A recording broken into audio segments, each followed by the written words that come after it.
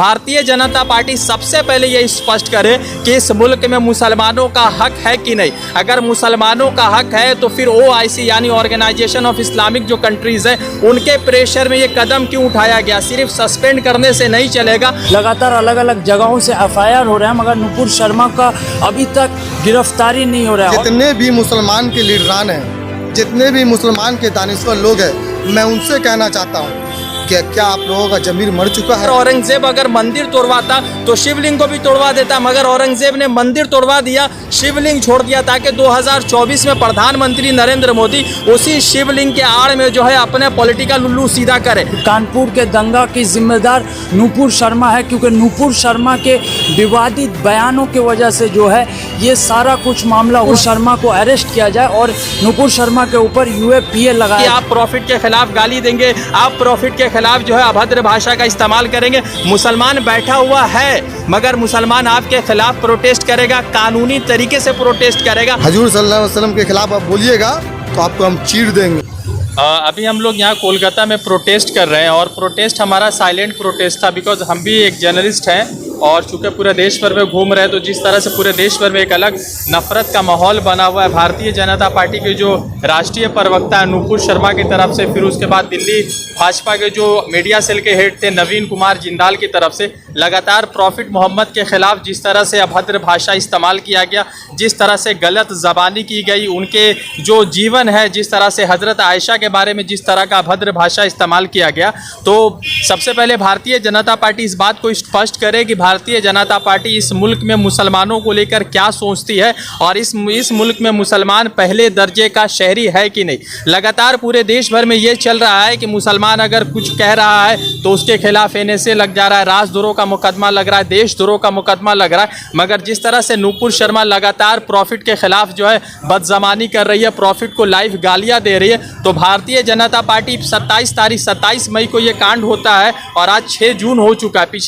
पिछले 7 दिनों में पूरा देश भर का जिस तरह का माहौल बना हुआ था, मुसलमान अगर प्रोटेस्ट करे तो उनको जेल की सलाखों के पीछे डाल दिया जाएगा। भारतीय जनता पार्टी में बैठे हुए लोग अगर उनसे कुछ पूछेंगे तो उनको सिर्फ सस्पेंड किया जाता है। और माफ़ कीजिएगा, भारतीय जनता पार्टी के लोग हिंदुस्तान के मुसलमानों का वकार देखकर या उनके सेंटीमेंट को देखकर अरेस्ट नहीं किया। जब OIC मतलब कि और ऑर्गेनाइजेशन ऑफ इस्लामिक कॉपरेशन, जो 57 देशों का इस्लामिक मुल्क का जो एक ऑर्गेनाइजेशन है, उनके तरफ से लगातार बयान चला है, उनके तरफ से प्रेशर चला, चाहे कोयत हो, ओमान हो, कतर हो, लिबनान हो, सऊदी अरेबिया हो, टर्की हो, इनके तरफ से लगातार जो है मोदी सरकार पर प्रेशर गया है और जितने भी एम्बेसडर है उनको लगातार समन भेजा गया है कि भारतीय जनता पार्टी अपना ये स्पष्ट करे कि किस तरह से मुसलमानों के पैगंबर के खिलाफ अभद्र भाषा इस्तेमाल किया जाएगा। आप देखेंगे कि 10 मई से ये सारा जो है नफरत का कांड शुरू होता है। पहला दिन ये शुरू होता है कि जब रामनवमी होता है, मुसलमानों के मस्जिदों के ऊपर चढ़कर उनके मीनारों को तोड़ा जाता है। फिर उसके बाद मुस्लिम लड़कियां जो हिजाब पहनी है उनके रास्ते को रोका जाता है। फिर उसके बाद जो है लगातार यति नरसिंहानंद, फिर उसके बाद बजरंग मुनि, फिर उसके बाद आनंद स्वरूप, ये जितने भी नफरत के सौदागर है सभी लोग जो है लगातार मुस्लिम लड़कियों के खिलाफ, मुस्लिम लोगों के खिलाफ और पैगंबर मोहम्मद के खिलाफ अभद्र भाषा इस्तेमाल कर रहे हैं। भारतीय जनता पार्टी सबसे पहले ये स्पष्ट करे कि इस मुल्क में मुसलमानों का हक है कि नहीं। अगर मुसलमानों का हक है तो फिर OIC यानी ऑर्गेनाइजेशन ऑफ इस्लामिक जो कंट्रीज़ है उनके प्रेशर में ये कदम क्यों उठाया गया। सिर्फ सस्पेंड करने से नहीं चलेगा।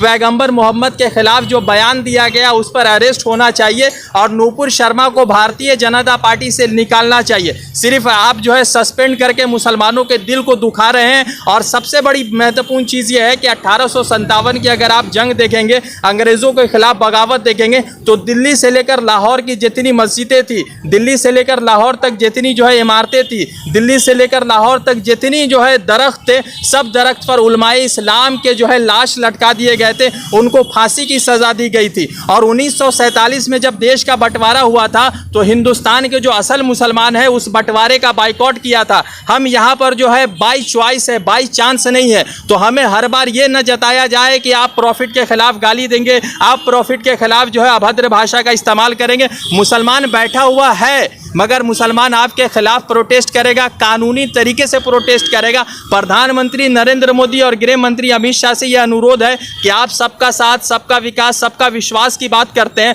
तो क्या उस सबके साथ, सबके विकास, सबके विश्वास में मुसलमान कितने नंबर पर है वो क्लियर कीजिए। दूसरी तरफ जो है कि लगातार जिस तरह से मस्जिदों में शिवलिंग को तलाशा जा रहा है, सब मस्जिद में कहा जा रहा है कि औरंगजेब ने जो है मंदिर तोड़वाकर मस्जिद बनवाया। एक चीज़ आप समझिएगा कि कितने बड़े बेवकूफ़ लोग हैं कि औरंगजेब ने मंदिर तोड़वा दिया और शिवलिंग को छोड़ दिया। मतलब कि अगर औरंगजेब मंदिर तोड़वाता तो शिवलिंग को भी तोड़वा देता, मगर औरंगजेब ने मंदिर तोड़वा दिया, शिवलिंग छोड़ दिया, ताकि 2024 में प्रधानमंत्री नरेंद्र मोदी उसी शिवलिंग के आड़ में जो है अपने पॉलिटिकल उल्लू सीधा करे। आप हिंदुस्तान का अगर आप जो है पैसे का हैसियत देखेंगे कितना नीचे जा चुका है, हिंदुस्तान का जो भी अगर आप देखेंगे कि ऑयल के प्राइसेस है किस तरह से बढ़ रहे हैं, फिर उसके बाद हिंदुस्तान का जो इंटरनेशनल बेइज्जती हो रहा है, जिस तरह से कतर, बहरैन, ओमान ने कहा है कि प्रधानमंत्री नरेंद्र मोदी और भारतीय जनता पार्टी क्लियर तरीके से ये करे कि क्या वो जो है प्रॉफिट के खिलाफ बयान दिया है उसको सार्वजनिक तौर से माफ़ी मांगे। अब देखना यह है कि प्रधानमंत्री नरेंद्र मोदी कब सस्पेंड करते हैं नूपुर शर्मा को और कब ये सिलसिला बंद होता है। देखिए, आज करीब 7 दिनों से ज़्यादा हो गया है नूपुर शर्मा ने जो विवादित बयान दिया, उसके बाद नूपुर शर्मा के ऊपर कोई भी कार्रवाई नहीं होती है, सिर्फ सस्पेंड किया दिया जा रहा है 6 सालों के लिए। मगर सवाल बड़ा महत्वपूर्ण है क्योंकि एक तरफ नूपुर शर्मा को अभी तक गिरफ्तारी नहीं हुई, पूरे देश भर से जो है लगातार अलग अलग जगहों से FIR हो रहे हैं, मगर नूपुर शर्मा का अभी तक गिरफ्तारी नहीं हो रहा है। और जिस तरह से कानपुर में दंगा हुआ, मैं समझता हूं कि कानपुर के दंगा की जिम्मेदार नूपुर शर्मा है, क्योंकि नूपुर शर्मा के विवादित बयानों की वजह से जो है ये सारा कुछ मामला हुआ। शर्मा को अरेस्ट किया जाए और नूपुर शर्मा के ऊपर UAPA लगाया जाए। और जिस तरह से बंगाल में जो मुसलमानों के रहनुमा बने फिर रहे हैं और आज वो बिल्कुल खामोश है, एक भी प्रोटेस्ट नहीं है। बंगाल के जो है मुस्लिम लीडर्स जो बड़े बड़े हैं वो आज बिल्कुल साइलेंट होके ये तमाशा देख रहे हैं। अब बहुत सारे अंधभक्त कहेंगे कि मैं एक पत्रकार होकर किस तरह से बोल रहा हूँ, क्योंकि मैं एक पत्रकार हूँ ज़रूर, मगर पैदा होने से पहले मैं जब दुनिया में जन्म लिया हूँ मैं एक मुसलमान हूँ। और जिस वजह से मैं आज अपने प्रॉफिट के खिलाफ ये जो जिस तरह से बेहुरमती की जा रही है उसे मैं नहीं सुन सकता, चाहे नूपुर शर्मा हो या उनके दोस्त नफरती चिंटू हो, उन सभी को अरेस्ट किया जाए, नूपुर शर्मा को भी बर्खास्त किया जाए। पहले आपको बात समझना होगा, कानपुर में जो हुआ क्यों हुआ। अगर यहाँ की कानून व्यवस्था जिसने ऐसा बयान दिया उसको पहले अरेस्ट करती, उसके खिलाफ पहले कार्रवाई करती, तो ये चीज़ न होता। और जो लोग ऐसा मतलब जो भी प्रोटेस्ट कर रहे हैं, हम उससे रिक्वेस्ट करेंगे, हम लोग एक अपने लीगल वे से प्रोटेस्ट करेंगे और हमको लड़ाई झगड़े में नहीं जाना है। चाहे वो हिंदू का संत हो, चाहे वो मुसलमान के मौलवी हो, कोई भी लोग अगर किसी के भी जात के प्रति ये करता है, बयानबाजी करता है, तो कानूनी व्यवस्था उसको चाहिए कि उसको जल्द से जल्द उसके ऊपर एक्शन लिया जाए, उसके ऊपर केस फाइल हो, उसको कानूनी हिसाब से देखा जाए। रही दूसरी बात, देखिए ये बंगाल की सरजमी है, ठीक है, बंगाल की सरजमी में जितने भी मुसलमान के लीडरान हैं, जितने भी मुसलमान के दानिश्वर लोग हैं, मैं उनसे कहना चाहता हूँ कि क्या आप लोगों का ज़मीर मर चुका है? आप लोगों का ज़मीर सिर्फ पार्टी के लिए, अपने कुर्सी, अपनी चेयर, अपनी पद के लिए चुप हैं आप लोग?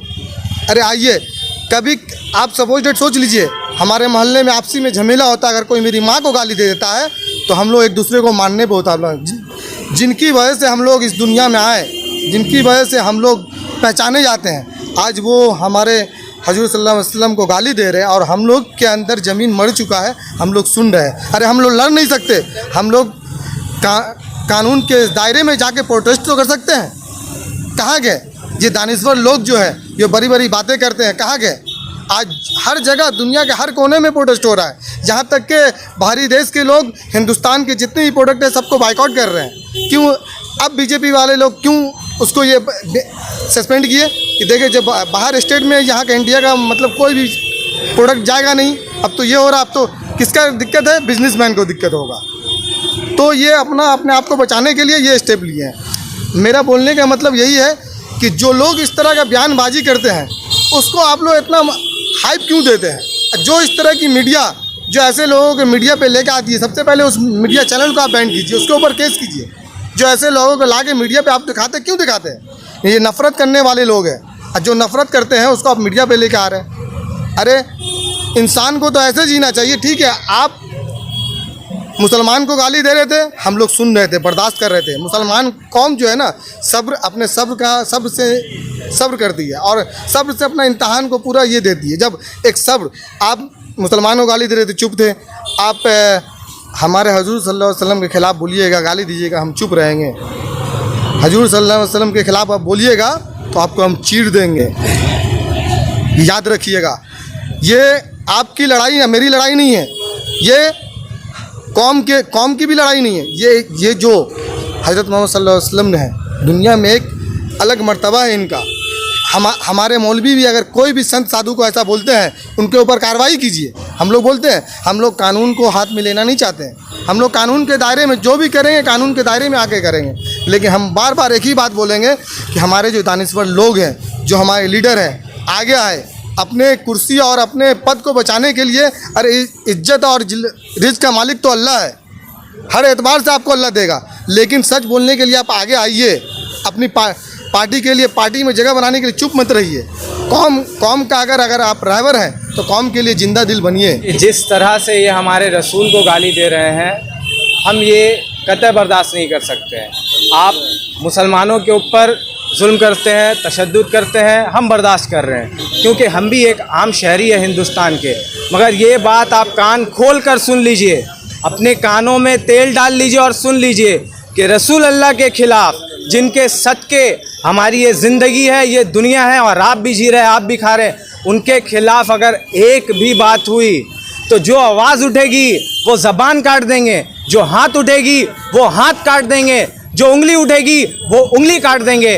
और मुसलमानों, अभी भी वक्त है, अपने अंदर इत्तेहाद पैदा करो। अगर यही हाल रहा तो तुम मुसलमान तो छोड़ दो, तुम इंसानियत के भी नाम के नहीं हो। और सबसे ज़्यादा शर्म आता है इस बात पे कि मुसलमान और जो हिंदू लोग हैं और जो इस देश में जो नागरिक है, उनका सोशल रिस्पॉन्सिबिलिटी कुछ नहीं है। क्यों? ये सिर्फ क्या मुसलमान का काम है कि सड़क में आके उतरे और जो है एहतजाज करे? क्या हिंदुओं के लिए रसूलुल्लाह ताला नहीं आए थे? हमारे रसूलुल्लाह तो सारी कायनात के लिए आए थे, सारी दुनिया के लिए आए थे। आज जो हिंदुस्तानी नागरिक है इतना बेशरम हो गया है, ये बीजेपी, आरएसएस और एक तरफा के चक्कर में इतना बेशरम हो गया कि इसको सिर्फ टीवी में बैठ के डिबेट देखना है। ये कहती हैं आके टीवी में कि गलती से हो गया। गलती से क्या हो गया? नेशनल मीडिया, आज हम लोग एहतजाज कर रहे हैं तो पुलिस आ जाएगी रोकने के लिए, पकड़ने के लिए। नेशनल मीडिया, आप वहाँ कोई आप कंट्रोल रखते हैं कि वहाँ से कोई भी कुछ आता है, कुछ भी बोल के चले आता है? कमलेश तिवारी, याद है ना आपको क्या हाल हुआ उसका? लास्ट में वही हाल होगा तुम्हारा, बिनुपुर शर्मा, याद रखो तुम।